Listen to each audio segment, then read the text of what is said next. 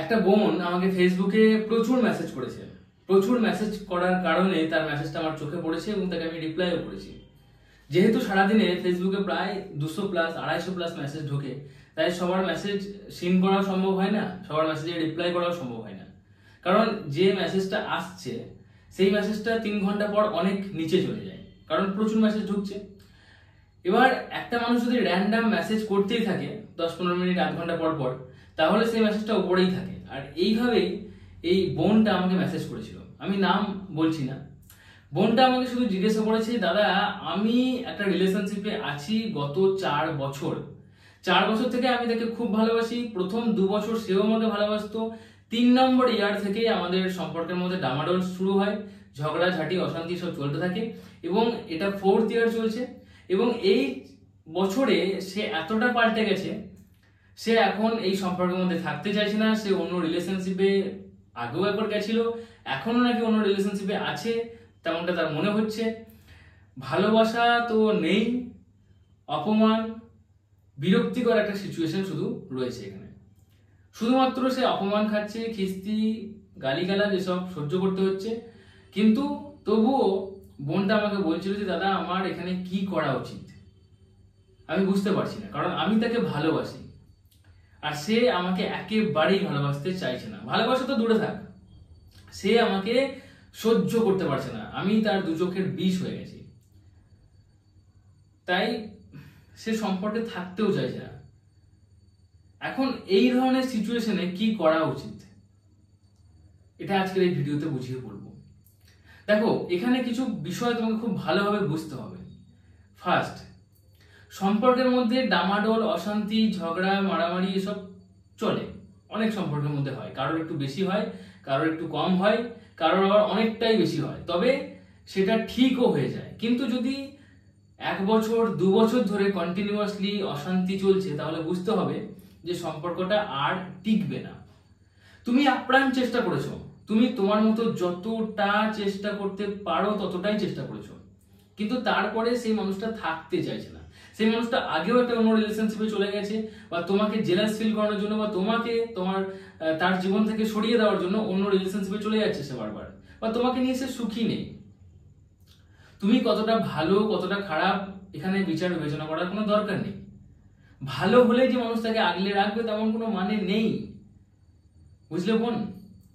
অনেক মানুষ এমন থাকে যারা ভালো খারাপ বিচার বিবেচনা করে না, তাদের মাথায় যেটা আসে তারা সেটাই করে। তো এখন সিচুয়েশনটা এমন যে 2 বছর ধরে তুমি আপ্রাণ চেষ্টা করার পরেও তাকে ধরে রাখতে পারোনি, তাহলে তাকে নিজের জীবন থেকে বিদায় করতে হবে, এছাড়া কোনো উপায় নেই। অনেক মানুষ এটা মানতে পারে না, কিন্তু একটু ভালোভাবে তুমি যদি বোঝার চেষ্টা করো তাহলে বুঝবে যে এটা লাভ বা প্রেম বা ভালোবাসারই একটা পার্ট।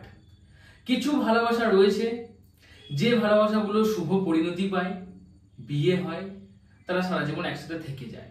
কিছু ভালোবাসা রয়েছে যেগুলো বিয়ে তো হয়ে যায়, কিন্তু বিয়ে 2-3 বছর পরেও বিয়ে ভেঙে যায়।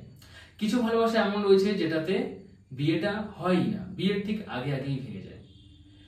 কিন্তু কিছু ভালোবাসা এমন রয়েছে যেটা বিয়ে হয়তো বিয়ে পর্যন্ত পৌঁছায়নি, বিয়ে হবে কিনা সেটাও ঠিক নেই, তার অনেক আগেই ভেঙে যাচ্ছে। তো এই 4 রকমের বিষয়টা একটু ভালো করে ভেবে দেখো, বুঝবে যে তুমি হয়তো ভালো আছো, কারণ বিয়ে পর্যন্ত ব্যাপারটা পৌঁছায়নি, বিয়ে হয়েও যায়নি, বিয়ে হয়ে যাওয়ার পর বাচ্চা টাচ্চা হয়ে যায়নি। তাই যদি ভেঙে যাওয়ার হয় তাহলে এখন ভেঙে যাওয়াটাই ভালো। আর এটা ভালোবাসারই একটা পার্ট। কিছু জনের শুভ পরিণতি পায়, কিছু জনের ভেঙে যায়। কিন্তু এই ভালোবাসাটা তোমার যে আর অন্য কারোর জন্য আসবে না তেমনটা নয়। মানুষের জীবনে ভালোবাসা অনেকবারই আসে। হ্যাঁ, হতে পারে কোনো পার্টিকুলার একজন মানুষের জন্য সেই রকম ভালোবাসা আর আসে না, তবে অনেক মানুষের, তোমার আগেও বহু মানুষের ভালোবাসা ভেঙে গেছে, তারপরে তারা নতুন কোনো মানুষকে নিয়ে ভালো আছে, নতুন জীবন সঙ্গী বা সঙ্গিনী তারা খুঁজেছে বা তাদের জীবনে এসেছে এবং তারা ভালো রাখার জন্য এসেছে। তাই তোমার জীবনে যে ভালো রাখার জন্য কোনো মানুষ আসবে না তেমনটা নয়। বিষয়টা বুঝতে হবে যে যেহেতু তোমার চেষ্টা করার সব শেষ হয়ে গেছে, সব রকম চেষ্টা তুমি করে নিয়েছো, এরপরে আর জোর করে আঁকড়ে রাখার কোনো মানেই হয় না। আমি অনেকবার বলেছি যে ভালোবাসাটা বা রিলেশনশিপটা অনেকটা বাইকের মতো। বাইকের দুটো চাকা হচ্ছে তুমি আর সে, একসাথে ছুটবে, একসাথে থামবে, তবেই বাইকটা ভালো থাকবে, অর্থাৎ রিলেশনশিপটা ভালো থাকবে। কিন্তু যদি একজন একটু বেশি স্পিডে ছোটে, একজন কম করে দৌড়াচ্ছে, তাহলে কি হবে? বাইকটা ডামাডোল করবে। সেক্ষেত্রেও সামলানো সম্ভব, কিন্তু যদি একেবারেই একজন থেমে যায় আর একজন ছুটবে বলে মনে করে, তাহলে সম্ভব নয়, তাই না? লাভ হচ্ছে লাইফের একটা পার্ট, আর লাইফের মধ্যেও এরকম একটা সিচুয়েশন আসে যেটাকে মানুষ মেনে নিতে পারে না, কিন্তু এটা জীবনের পার্ট।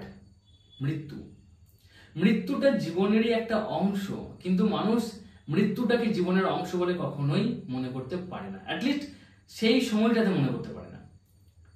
কবিগুরু রবীন্দ্রনাথ ঠাকুর বলেছেন,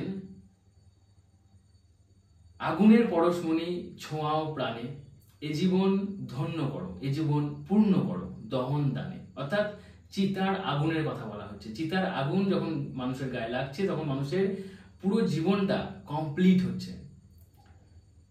হ্যাঁ, বিভিন্ন ধর্মে বিভিন্ন রকম আছে, তবে হিন্দু ধর্মে মানুষকে পোড়ানো হয়। তাই আগুনের পরশমণি বলতে এখানে চিতার আগুনের কথা বলা হচ্ছে। আগুনটা যখন মানুষের শরীরে লাগলো, মানুষের শরীরটাকে পুড়িয়ে যখন ছাই করে দিল, এবং সেই ছাই যখন এই পঞ্চতত্ত্বের মধ্যে আবার বিলীন হয়ে গেল, তখন মানুষের জীবনের সার্কেলটা কমপ্লিট হলো। কোনো মানুষের যদি মৃত্যু না হয়, তাহলে তার জীবনের সার্কেল এখনো কমপ্লিটই হয়নি। ঠিক ভালোবাসার মধ্যেও এটা একটা পার্ট। কারোর ভেঙে যায়, কারোর টিকে যায়, কিন্তু বিষয়টা বুঝতে হবে, ভেঙে যাচ্ছে মানে এই নয় যে তোমার জীবনে আর ভালোবাসা আসবে না। ভেঙে গিয়ে নতুন ভালোবাসা আসবে, এবং তার সাথে তুমি ভালো থাকবে, তুমি তাকে ভালো রাখবে, ওটাই হচ্ছে সার্কেল। কারো ক্ষেত্রে সার্কেলটা একদম সমান হয়, গোল করে ঘুরে যায়, কারো ক্ষেত্রে একটু ডামাডোল হয়, বক্ররেখার মতো করে হয়, কিন্তু সার্কেল সবার কমপ্লিট হবেই। তো বোঝা যাচ্ছে, এটা হয়তো মেনে নেওয়া কঠিন, কিন্তু মানতেই হবে। কারণ তুমি জানো তুমি কতটা চেষ্টা করেছো, তুমি কতটা নিজেকে বিলিয়ে দিয়েছিলে ভালোবাসার মানুষটাকে ভালো রাখার জন্য, সম্পর্কটাকে ঠিক রাখার জন্য। নিজের মান সম্মান সবকিছু তুমি ধুলোয় মিশিয়ে দিয়েছিলে। ইভেন তুমি তোমার বন্ধু বান্ধব, পরিবারের মানুষজন সবার কথা উপেক্ষা করে, সবাইকে পাত্তা না দিয়ে তুমি শুধুমাত্র তাকে পাত্তা দিয়েছিলে, তাকে ভালোবেসেছিলে, তাকে সম্মান করেছিলে।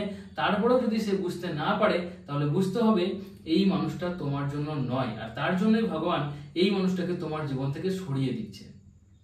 অনেক সময় কি হয়, শরীরের মধ্যে যদি একটা বড় মোটা ফোসকা হয়ে যায়, তাহলে সেটাকে হয়তো বাদ দিতে হয়, অনেক সময় কেটেও বাদ দিতে হয়।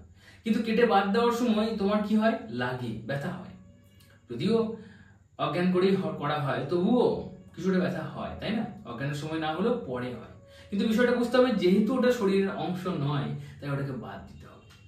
ঠিক এইখানেও সিচুয়েশনটা ওরকম, যেহেতু এই মানুষটা তোমার জীবনের জন্য পারফেক্ট নয়, তাই তাকে বাদ দেওয়া হচ্ছে। আর বাদ দেওয়ার সময় একটু ব্যথা হয়, তবে এই ব্যথা ভরে যাবে, শুকিয়ে যাবে। শরীরের ঘায়ের মতো মনের ঘাটাও একটা সময়ের পর শুকিয়ে যায়। ওই যে বাংলা একটা গান আছে না, সব লাল পাথরিতে চুনি হতে পারে না, সব প্রেম মিলনের মালা হতে পারে না।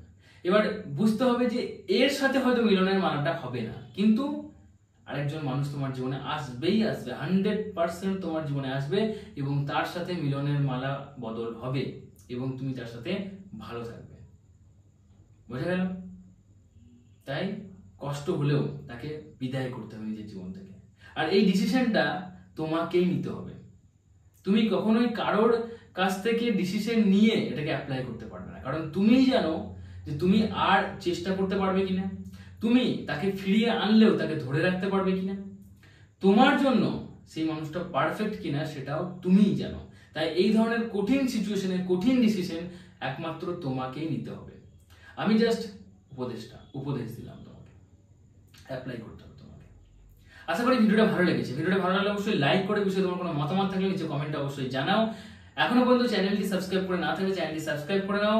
তোমার জীবনে কোনো সমস্যা থাকলে, সম্পর্কজনিত কোনো সমস্যা থাকলে আমার সাথে ডিসকাস করতে পারো। তার জন্য আমার ব্লগ চ্যানেলে প্রত্যেক বুধবার সন্ধ্যে 7:30 ফ্রি লাইভ সেশন হয়, সেটা জয়েন করতে পারো।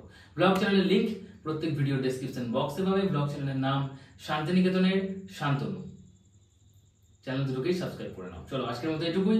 Tata, take care, thank you, ভালো থেকো, ভালো রেখো।